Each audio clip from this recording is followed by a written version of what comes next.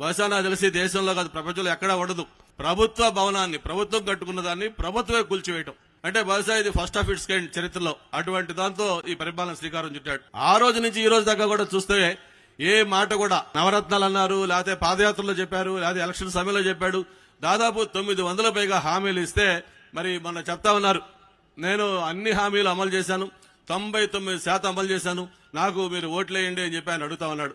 అయితే మేము మీ ద్వారా ఓటాడుతా ఉన్నాం. ఇక్కడ చాలా మంది మహిళలు ఉన్నారు, అలాగే యువత ఉన్నారు, అందరూ ఉన్నారు. మీ అందరికీ తెలుసు ఎన్నికల ముందు మద్యపాన నిషేధం గురించి ఏం చెప్పారమ్మా ఒక్కసారి మీరు ఆలోచించండి.